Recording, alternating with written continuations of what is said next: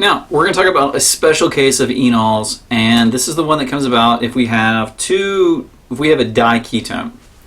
Now, specifically, we want a diketone that share a common alpha carbon.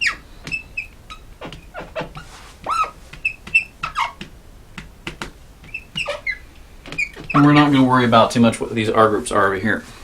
What's important about this particular complex? Well, let's do a tautomerization. So let's do this under base catalyzed conditions. We can do it under acidic conditions, but it makes it a little bit easier to see what's going on here. And when we do it under base catalyzed conditions, we end up with, so first step, our carbanion. Now our carbanion here has two options. It can react left or it can react right. So let's react it to the right. Let's kick it up. And we will end up with the enolate. Now, so far, nothing is unique about this. But if we've got our base, let's say we used hydroxide, the hydroxide can give up its hydrogens and give it to this to give us the enol. Well, what do you see here? Well, what you see is a six-membered ring. And this six-membered ring, first of all, organic compounds love six-membered rings. It puts things in the correct, orientations, creates nice bond angles. But the second is that we can do a lot of interesting things in terms of resonance. So let's say we kick the bond up here and we form a double bond, and what we'll do is we'll use the lone pairs we generate to attach this hydrogen. Well, this will put the lone pairs back. It'll convert this bond back to a double bond. We'll kick this back. And we end up getting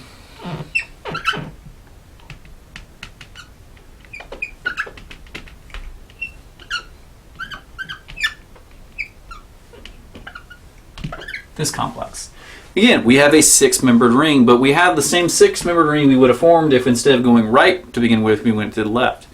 So when we have this alpha carbon between two ketones, so we have two ketones sharing a common alpha carbon, what we end up generating is actually a very stable six-membered ring. So this is going to be a case where actually we have a very well-stabilized enol complex.